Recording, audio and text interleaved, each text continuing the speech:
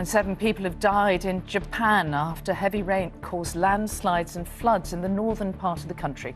Rescue workers are searching for at least 6 people. Media outlets in Japan report 6 people have been killed after rains caused floods and landslides in the northwestern Ishikawa region. More than 40,000 people across 4 different cities have been ordered to evacuate after at least a dozen rivers in the region burst their banks. The region is still recovering from a powerful earthquake at the beginning of this year. Flash flooding devastates parts of England, with some areas seeing a month's worth of rain in just 24 hours. Looks a bit wet with Theo there in central London. It's been wet for everybody, hasn't it, over the last couple of days? Heavy rain has caused flash flooding in some parts of England, prompting road closures overnight. Let's have a look at some pictures now from parts of Bedfordshire and Northamptonshire, which have been hit by downpours. And as you can see, they've left shops flooded and cars partially submerged. The Met Office has now issued an amber warning for some parts of central and southern England for the rest of today. Look at that. Wouldn't want to park your car there. Definitely not. She's back. Where do we need to worry about? Oh, well, actually, it's moved a little bit farther south than anticipated, Sal, that heavy rainfall. But it is, of course, falling on already saturated ground, so it could lead to further flash flooding. The Met Office, as you said, have an amber weather warning in force currently. Now, the position of this could move that little bit farther south, as I mentioned, across central and southern England. And the area around Dunstable, where we saw the flash flooding on Saturday and Sunday, had round about 82 millimetres of rainfall. So no surprise that it did flood so badly. Good morning. It is a rather damp and murky start this Monday morning. We've had a lot of rain over the last 24 hours. There's more to come. The Met Office has a yellow weather warning in place for the heavy rain. It's valid through to midnight. Could lead to localised flooding or more localised flooding for some. Good morning to you too. It's probably worth checking before you leave home just to see if there's any disruption to your transport. I've heard that some schools are closed due to flooding. And in Stokenchurch last night, in 6 hours, there was 62 millimetres of rainfall. That is almost the total amount we'd expect for the whole of the month of September. So a lot of standing water. As John was mentioning, the Met Office has an amber weather warning in force.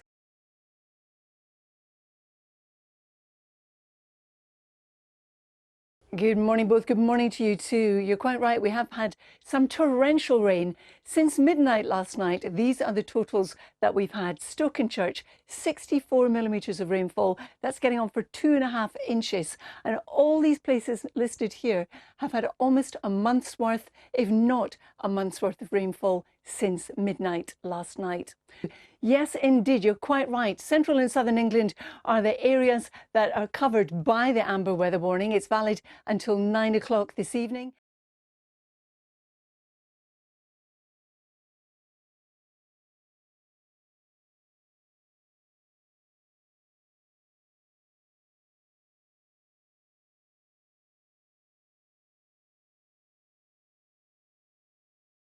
We've already been hearing about the torrential rain and the flooding in parts of the country.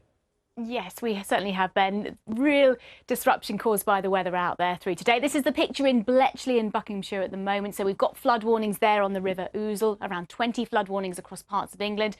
And not far away in Woburn, just towards the east, since Saturday night, there's been 130 millimetres of rain. That compared to the 55 millimetres we'd expect during the whole of September. It's not hard to see why there's been such a flooding issues, and more of them to come as there's an amber warning in force for more heavy rain. That's valid until 9 p.m. this evening.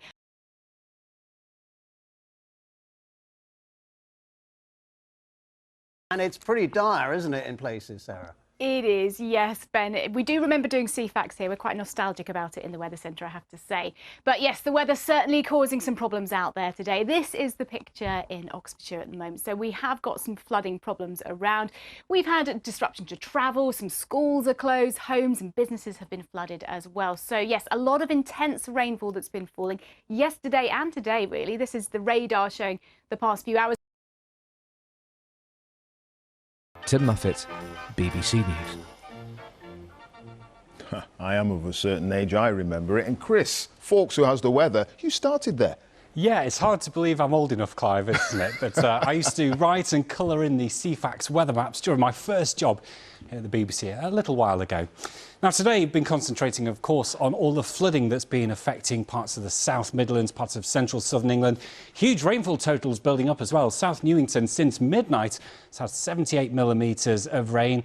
There are a number of places over the last couple of days that have seen, a month or two's worth of rain and the severe flooding that's gone along with it. Sal, that rain last night woke me up. It was so strong. And then sent you back to sleep again? And then sent me back to... I love the sound of heavy rain at night when you're in bed. It's quite therapeutic, I think. Well, actually, a lot of London's not been too bad today. Some heavy showers. But last night and yesterday, it's been pretty awful. So if you take a look at this, Wimbledon AFC, their ground has got a sinkhole in it. So the match... And that's caused by the rain? Yeah, that match has now been cancelled tomorrow night. So they've had a bit of a disaster. They saw a month's rainfall last night, but also other parts of London. So Wallington, we've got pictures here of what appears to be a car stuck under a bridge, so someone going in to help them. And then other parts of London as well. Collier's Wood had some horrific flooding as well. Other parts have been even worse affected. Woburn, which I know some people from our part of the world go and travel to, they saw 2.5 months of rain in 48 hours. Wow. So hopefully the worst is over. Still some rain to come through, and it will be a bit unsettled this week, but hopefully nothing like that. Let's take a look. Hello again, a very good evening to you. Well, I hope you managed to avoid any of these kind of downpours. It's pretty torrential, doesn't it? There was a lot of dry weather around today, but we have got some rain making its way eastwards overnight. Tomorrow is fairly dry. A lot of people avoiding any showers, but there's the odd one around. It's quite cloudy, though. And then there's some more wet and windy weather around midweek. Well, the weather's certainly been a talking point, never mind the swimming course that has joined us. Anything drier on the horizon? For a bit, yes, Riz. I mean, it was pretty awful, wasn't it? If you were out on the roads yesterday evening, you would have known how difficult it was. Tomorrow does look a bit drier, but the rest of the week there is some more rain, I'm afraid, yes. So it is unsettled and it has been really treacherous on those roads. We've had a lot of rainfall in the last 12 to 24 hours. And this is the radar image. I'm focusing on 7 o'clock yesterday evening till 7 o'clock this morning. And you can see the deluge of that rain spreading out from the south, some torrential downpours in places, especially across more western parts of the capital. And we had scenes of flash flooding as well. This was Greenford in West London. You can't even see the pavement here. There was that much rainfall. It felt like flowing river. The drains couldn't cope with some of this rain, so really treacherous conditions on the road. And if you take a look at some of the rainfall totals, well, for that specific period, overnight last night, nearby in Northolt, we reached 46.4 millimetres of rainfall recorded, and for Kenley, for Kew Gardens, in excess of 40 millimetres. Compare that to the September average of 50 millimetres, and you can see nearly a month's worth of rainfall in a short space of time. Most of this fell after midnight last night in just a few hours. Now, we still have Met Office yellow weather warnings in force for this evening too. We've got the second-tier amber warning across more northwestern parts of the capital.